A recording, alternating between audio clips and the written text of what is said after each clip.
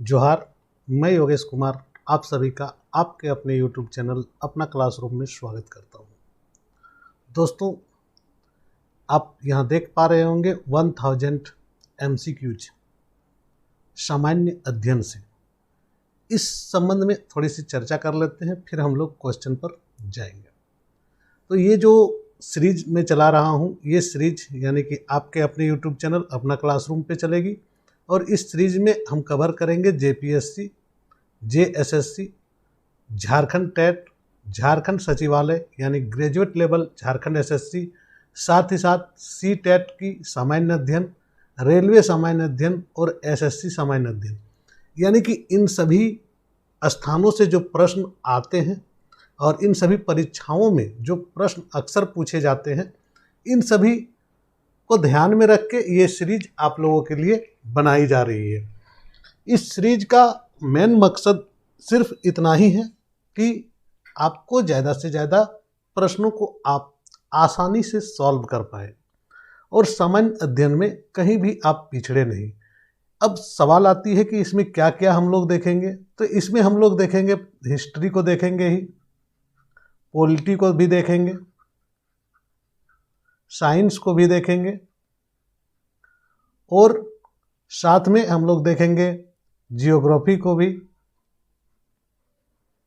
इसके अलावे कहीं से भी जो भी मिसलेनियस क्वेश्चंस आते हैं और उन सभी से जो प्रश्न बनते हैं, उन सभी प्रश्नों को हम लोग यहाँ पर लगातार सीरीज के माध्यम से प्रारंभ करेंगे। तो दोस्तों, आज ये हम लोग का पहला सीरीज है और आज हम लोग देखते हैं कि ये सीरीज आप लोगों के लिए कितना फ़ायदेमंद रहेगी।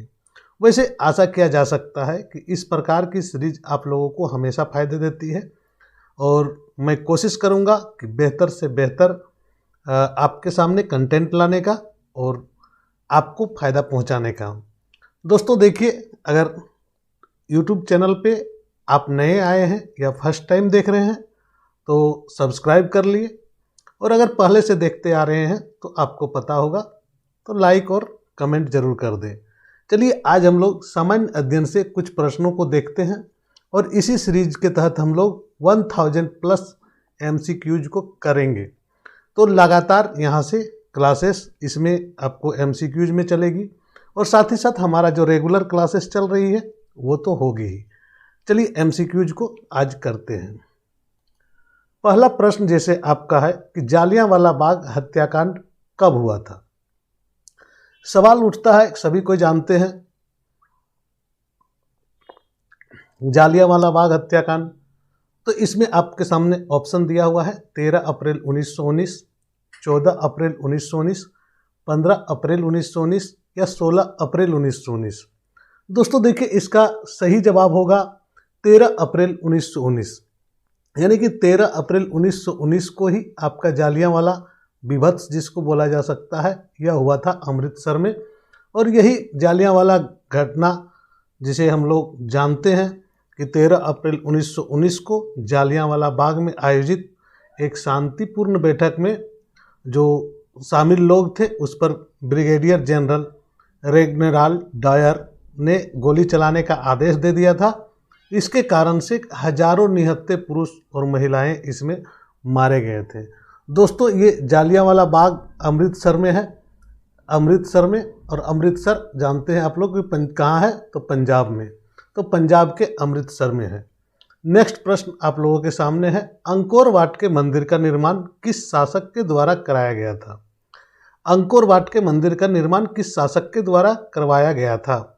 ऑप्शन है आप लोगों के सामने सूर्यवर्मन द्वितीय, निरोदम सिंहानक, कुआम्ब या इनमें से कोई नहीं। तो सही जवाब आप लोगों के लिए है कि अंकोर वाट का जो मंदिर है वह मंदिर सूर्यवर्मन द्वितीय ने बनवाया था। सूर्यवर्मन द्वितीय जो थे वह अंकोर वाट का मंदिर बनाया था। यह मंदिर कंबोडिया के सिमरिप में स्थित है और इस मंदिर का पुराना नाम यशोधपुर था। यह कंबोडिया के राष्ट्र ध्वज पर भी अंकित है। ध्यान रखेंगे, ये कंबोडिया के राष्ट्रीय ध्वज है उस पर भी अंकित है और यह मंदिर भगवान विष्णु को समर्पित है। लेकिन इसको पहले शिव मंदिर बनाया गया था और यह मंदिर मेरू पर्वत का प्रतीक भी माना जाता है।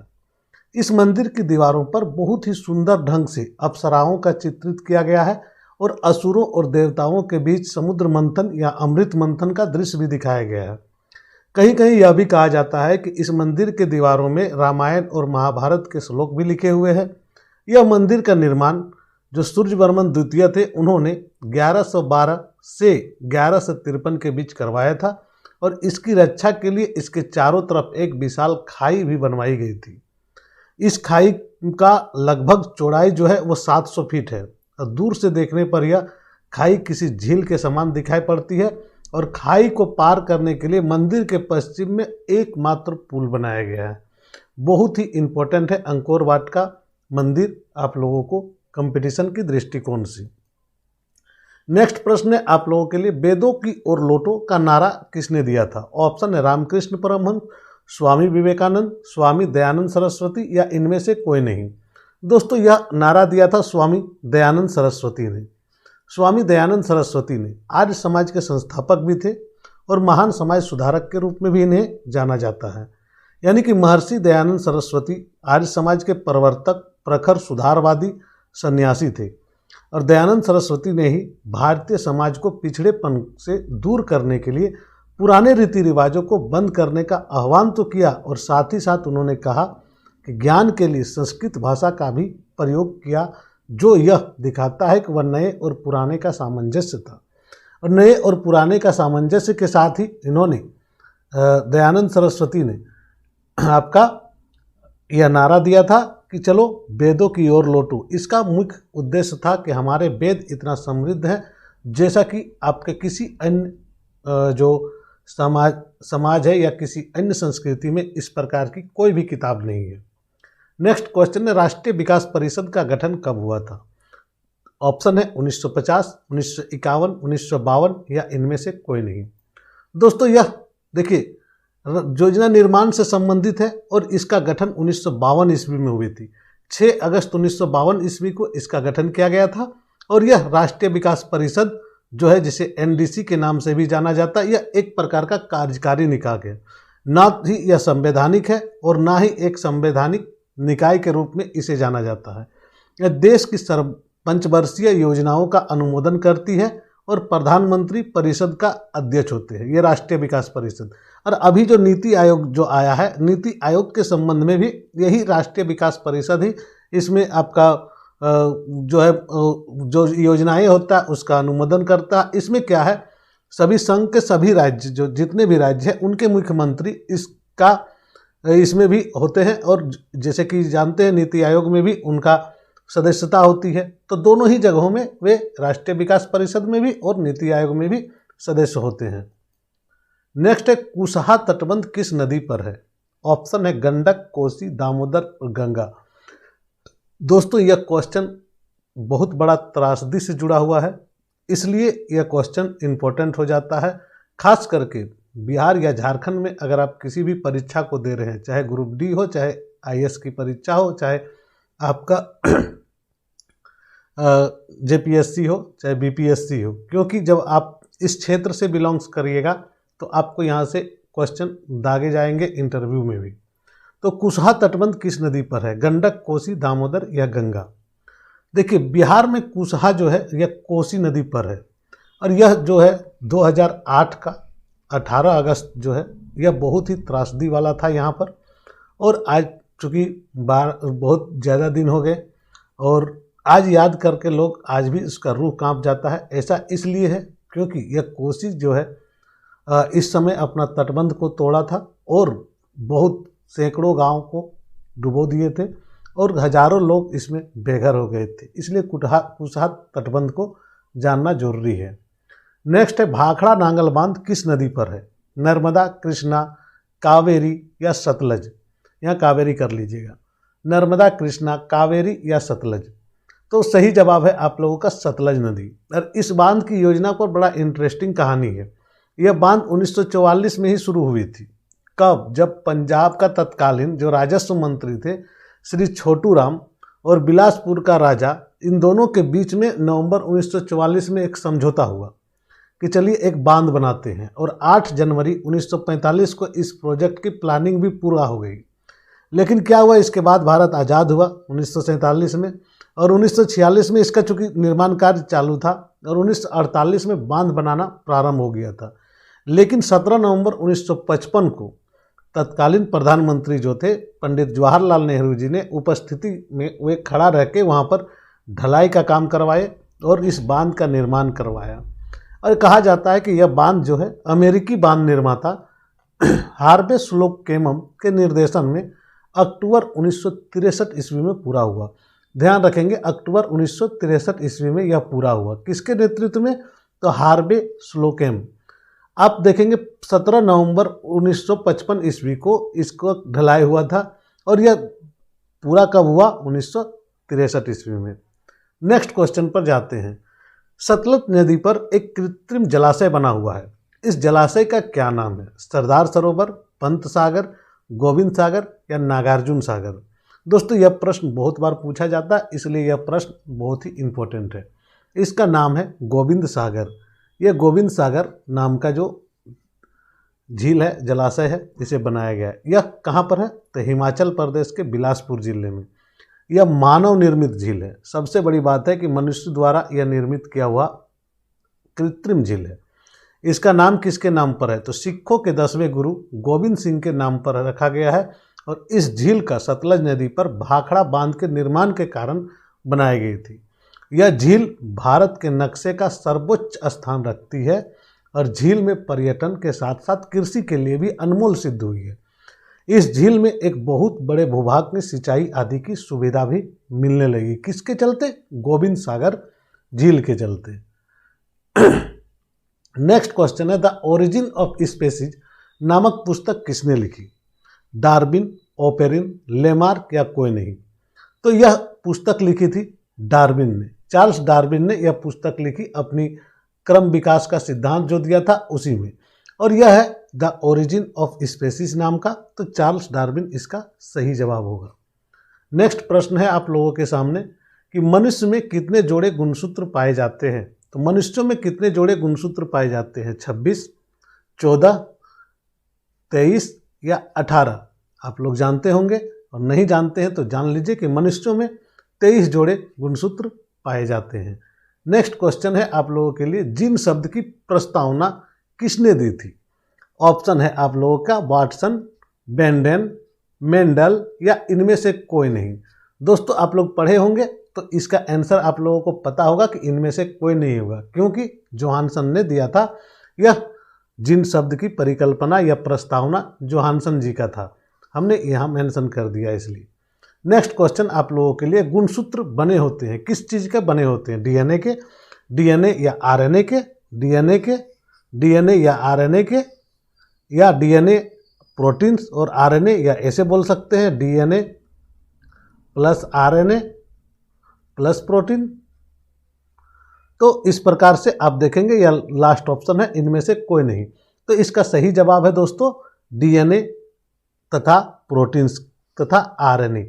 डीएनए, आरएनए और प्रोटीन्स से बना हुआ होता है कौन चीज़? आपका मनुष्य का गुणसूत्र।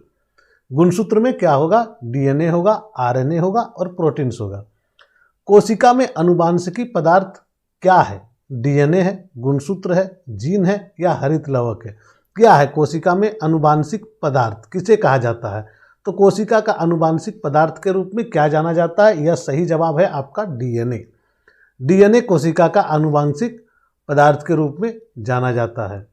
नेक्स्ट क्वेश्चन है आप लोगों के लिए, जिन शब्द किसने प्रस्तुत किया? अभी हम लोगों ने इसके बारे में पढ़ा और ऑप्शन है जॉनसन, लेमार्क, मेंडल या ग्रिफिथ। तो देखिए इसका सही जवाब आप लोग जान ही रहे होंगे, जॉनसन होगा, क्योंकि अभी ही हमने चर्चा किया था जॉनसन के बारे में। नेक्स्ट क्वेश्चन है, मलेरिया उत्पन्न करने वाला मच्छर मादा एनोफेलेज किस तरह के जल से उत्पन्न होता है? बहुत ही इंपॉर्टेंट क्वेश्चन है यह, और लोग गलत करते हैं। पहला ऑप्शन है साफ जल, दूसरा ऑप्शन है गंदा जल, तीसरा ऑप्शन है मीठा जल या चौथा ऑप्शन है इसमें से कोई नहीं। तो किसमें आपका देखते हैं? तो यह है आपका गंदा जल में। गंगा जल नहीं, गंदा जल। गंदा जल में होता है मादा एनोफिलीज। लेकिन एक और बीमारी का फैलाने वाला जो मच्छर होता है डेंगू, इसके बारे में जब सवाल पूछा जाए तो यह किस प्रकार के जल में होता है? जो यह फैलाता है डेंगू मलेरिया, तो यह फैलाता है आपको साफ जल में, यानी कि स्वच्छ जल में डेंगू के मच्छर पनपते हैं, साफ जल में। तो यह साफ जल में भी डेंगू के मच्छर उत्पन्न हो सकते हैं। नेक्स्ट है अवशेषी अंग का उदाहरण क्या है। अब अवशेषी अंग का उदाहरण माना जाता है, आपका ऑप्शन देखिए, कर्ण पल्लव की पेशियाँ, पुच्छ कशेरुकियाएँ, निषेचक पटल या इनमें से सभी। देखिए इसका जो सही जवाब होगा, ये सभी माने जाते हैं अवशेषी अंग, तो ये होगा आपका इनमें से सभी। नेक्स्ट क्वेश्चन आप लोगों के लिए है, विकासीय दृष्टिकोण से हमारे या किससे अधिक समानता मिलती है, यानी कि हमारा जो विकास हुआ है, इस विकास का दृष्टिकोण अगर देखते हैं तो हम लोग किसके समान दिखते हैं। चीन के विद्यार्थी के समान, चिंपैंजी के समान, मकड़ी के समान या जीवाणु के समान, किसके समान हम लोग दिखते हैं। तो इसका सही जवाब है चिंपैंजी के जैसा हम लोग दिखते हैं। नॉर्मली हम लोग चिंपैंजी ही हैं या चिंपैंजी के ही प्रजाति हैं। नेक्स्ट है, मेंडल ने अपने प्रयोग के लिए किस पौधे को चुना था। ऑप्शन है आप लोगों का मटर, चना, सेम या इनमें से कोई नहीं। तो सही जवाब दोस्तों आप लोग पढ़े होंगे तो जरूर जानते होंगे, यह है आपका मटर। मटर के पौधों को किस प्रकार से किया था वो क्लास में हम लोग चर्चा करेंगे। नेक्स्ट है, किसने प्रमाण दिया कि जीन गुणसूत्रों का भाग है और कब दिया था। ये कब भी जोड़ लीजिएगा इसमें, क्योंकि कब का भी ऑप्शन में दिया हुआ, कब और किसने दिया था। पहला ऑप्शन है 1928 का ग्रोथिस ने, दूसरा 1909 में जोहानसन ने, या 1902 में टी बोबरी एंड डब्ल्यू.एस. सट्टन ने, या डी नंबर 1944 का मैकार्टी ने। दोस्तों यह जवाब दिया था आपका, यह जो जानकारी दी थी यह 1902 ईस्वी में टी बोबेरी और डब्ल्यू.एस. सट्टन ने दिया था और बहुत ही इम्पोर्टेंट था जानने के लिए। नेक्स्ट क्वेश्चन है, प्रत्येक गुणसूत्र 2 कुंडलित धागों का बना होता है, इसे क्या कहते हैं। अर्धगुणसूत्र, 2 कुंडलित धागों को अर्धगुणसूत्र, क्रोमोस्टेम, गुणसूत्र बिंदु या इनमें से कोई नहीं, इसे क्या कहा जाता है। सही में इसे जानने के लिए जानिए कि गुणसूत्र जो होते हैं वो 2 कुंडलित हैं तो आधा होगा, अर्धगुणसूत्र के रूप में इसे जाना जाता है। नेक्स्ट क्वेश्चन है कि शरीर में भोजन का पचना किस प्रकार की अभिक्रिया है। दोस्तों शरीर में भोजन का पचना किस प्रकार की अभिक्रिया में आता है। तो पहला है उपचयन, ऑप्शन देखिए, उपचयन, संयोजन, विस्थापन या अपचयन। क्या है, किस प्रकार का है। तो सही में आप लोग जानते होंगे कि यह उपचयन है। शरीर में भोजन की पचने की जो प्रक्रिया है यह उपचयन के रूप में जानी जाती है। नेक्स्ट क्वेश्चन है आप लोग, मेंडल ने अपने प्रयोगों के लिए कितने विकल्पी लक्षणों का अध्ययन किया। 3, 5, 7 या 14 मेंडल ने। तो यह ऑप्शन है आपका पास 3, 5, 7 या 14। तो ये देखेंगे 5 का इन्होंने उपयोग किया मेंडल ने अपने प्रयोग में, इन सभी विकल्पों को ध्यान में रखते हुए। स्त्रियों में लिंग गुणसूत्र होते हैं, कौन से गुणसूत्र स्त्रियों में पाए जाते हैं और कौन से गुणसूत्र पुरुषों में पाए जाते हैं। तो ये ऑप्शन है स्त्रियों में XX, XY या दोनों या इनमें से कोई नहीं। दोस्तों यही मार खा जाता है लोग, स्त्रियों में सिर्फ XX गुणसूत्र ही पाए जाते हैं। इसीलिए XX गुणसूत्र किसी भी प्रकार का लिंग निर्धारण में दोषी नहीं होता है। लिंग निर्धारण में किसी प्रकार का दोष नहीं होता है। इसलिए ये जान लें कि पुत्र होगा या पुत्री, इसमें महिला का कोई रोल नहीं होता है। महिला का कोई रोल नहीं होता है, कोई रोल नहीं। लोग जैसे बोल देते हैं कि तुम्हारे कारण से मेरा बेटा नहीं हुआ या वगैरह वगैरह। चूँकि यह पुरुष प्रधान समाज है, हमारा समाज आज भी पुरुष प्रधान समाज है, यहाँ दोषारोपण हमेशा दूसरों पर किया जाता है। तो पुरुष प्रधान समाज की जो परिकल्पना है, इस परिकल्पना से हम नहीं बच पाते हैं और हम महिलाओं को दोषी ठहराते हैं। परंतु दरअसल इसमें किसी भी प्रकार का कोई इनके पास है ही नहीं वो ऑप्शन कि जो लिंग निर्धारण कर सके, या लिंग का जो चयन होता है वह पिता के गुणसूत्र से होता है। इसलिए अगला क्वेश्चन है कि पुरुषों में लिंग गुणसूत्र होते हैं कौन सा, XX, XY, दोनों, या इनमें से कोई नहीं। तो इनके पास जो होता है XY होता है, यानी कि दोनों ही गुण होते हैं इनके पास, चाहे बॉय हो सकता है या गर्ल हो सकता है, इसमें कोई दिक्कत नहीं है। तो दोनों ही गुण पुरुषों में होते हैं, इसलिए महिलाओं पर दोषारोपण नहीं किया जा सकता है। नेक्स्ट क्वेश्चन है, प्राकृतिक वरण द्वारा जैव विकास के सिद्धांत की परिकल्पना किनके द्वारा की गई। प्राकृतिक वरण द्वारा जैव विकास की सिद्धांत की कल्पना किसके द्वारा की गई, डार्विन, मेंडल, जेम्स वाटसन या फ्रांसिस क्रिक।